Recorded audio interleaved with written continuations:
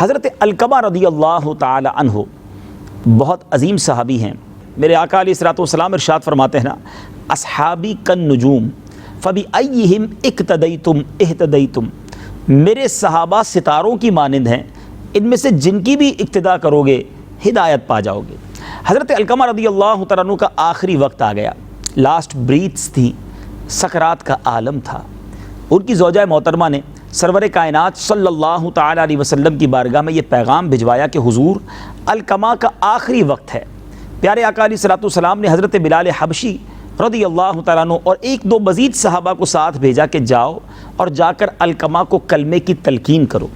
یہاں ایک شرعی مسئلہ بھی بیان کر دیتا ہوں ناظرین، ہمیں کیا کرنا چاہیے کہ جب کسی کا آخری وقت ہو اس کے قریب جا کر بلند آواز سے کلمہ پاک پڑھنا شروع کر دیں، اس کو یہ نہ کہیں کہ تم پڑھو۔ تو جب سکرات کے عالم میں شخص ہوگا وہ کلمہ پاک سنے گا تو انشاءاللہ اس کو یاد آ جائے گا اور وہ خود بھی پڑھنا انشاءاللہ شروع ہو جائے گا۔ حضرت بلال حبشی رضی اللہ تعالیٰ عنہ اور دیگر صحابہ گئے اور جا کر جب کلمہ پاک کی تلقین کی تو حضرت علقمہ رضی اللہ تعالیٰ عنہ کی زبان پر کلمہ پاک جاری نہ ہوا۔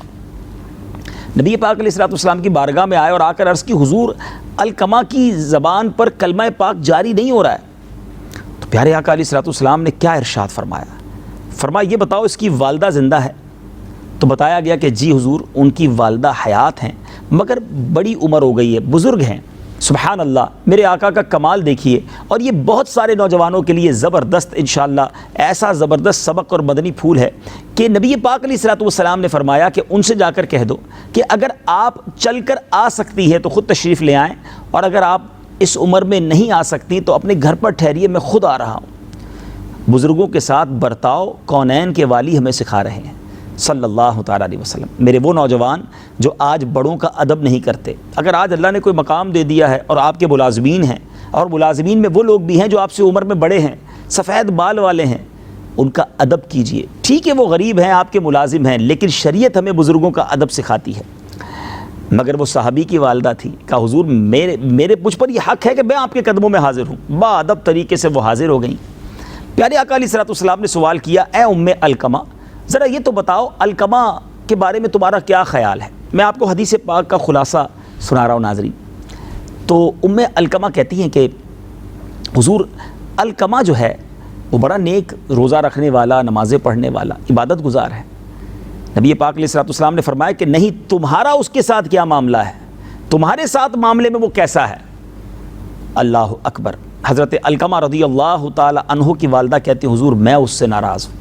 نبی پاک علیہ الصلوۃ والسلام نے دریافت کیا کہ اے ام علقمہ کیا وجہ ہے؟ کہ حضور وہ اپنی بیوی کو مجھ پر فوقیت دیتا ہے، پریورٹی دیتا ہے، مجھے وہ رسپیکٹ نہیں دیتا جو اپنی زوجہ کو دیتا ہے۔ نبی پاک علیہ الصلوۃ والسلام نے جب یہ سنا تو کونین کے والی صلی اللہ تعالیٰ علیہ وسلم نے فرمایا اے بلال بہت ساری لکڑیاں جمع کرو۔ حضرت علقمہ رضی اللہ تعالیٰ عنہ کی والدہ عرض کرتی ہیں کہ حضور لکڑیاں کیوں جمع کر رہے ہیں؟ آقا نے ارشاد فرمایا کہ اے ام علقمہ میں چاہتا ہوں کہ علقمہ کو آج آگ میں جلا دوں۔ کہ حضور یہ کیسے ممکن ہے، آپ ماں کے سامنے اس کے بیٹے کو جلا دیں گے؟ پیارے آقا علیہ الصلوۃ والسلام نے ارشاد فرمایا اے ام علقمہ اگر علقمہ سے تم ناراض رہی تو مرنے کے بعد تو اس سے بڑا عذاب اسے ہونا ہے اگر تم نے اسے معاف نہ کیا۔ ماں ہوتی ہے ناظرین۔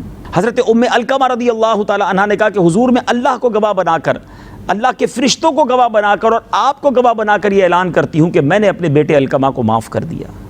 پیارے آقا علیہ الصلوۃ والسلام نے حضرت بلال حبشی رضی اللہ تعالیٰ عنہ سے کہا کہ اے بلال پھر جاؤ اور جا کر دیکھو علقمہ کی زبان پر کلمہ جاری ہوتا ہے یا نہیں۔ اور جب حضرت علقمہ رضی اللہ تعالیٰ عنہ کے پاس حضرت بلال جاتے ہیں، ان کی زبان پر کلمہ بھی جاری ہوتا ہے اور پھر وہ دنیا سے تشریف بھی لے جاتے ہیں۔ ناظرین بڑا ہی ایمان افروز اور عبرت آمیز ہم نے واقعہ سنا کہ ماں کی نافرمانی تھی، اپنی زوجہ کو ماں پر پریورٹی دینے والا عمل تھا، آخری وقت زبان پر کلمہ جاری نہ ہوا، اور جب ماں نے معاف کیا تو کلمہ بھی جاری ہو گیا۔ نبی پاک صلی اللہ تعالیٰ علیہ وسلم حضرت علقمہ رضی اللہ تعالیٰ عنہ کے جنازے پر گئے اور پیارے آقا علیہ الصلوۃ والسلام نے ان کا جنازہ پڑھایا اور پھر وہاں ایک شاندار بیان کیا۔ اس بیان کا خلاصہ یہ ہے، کونین کے والی صلی اللہ تعالیٰ علیہ وسلم نے فرمایا اے گروہ مہاجرین و انصار جو اپنی بیوی کو اپنی ماں پر ترجیح دے اس پر اللہ عز و جل، فرشتوں اور تمام لوگوں کی لعنت ہے۔ اللہ عز و جل نہ اس کے نفل قبول فرمائے گا، نہ ہی فرض، مگر یہ کہ وہ اللہ کی بارگاہ میں توبہ کرے اور اپنی ماں سے حسن سلوک کرے اور اس کی رضا چاہے، کیونکہ اللہ عز و جل کی رضا ماں کی رضامندی میں ہے اور اللہ عز و جل کی ناراضگی ماں کی ناراضگی میں ہے۔ ناظرین، یہ واقعہ ہمیں بہت کچھ سکھاتا ہے۔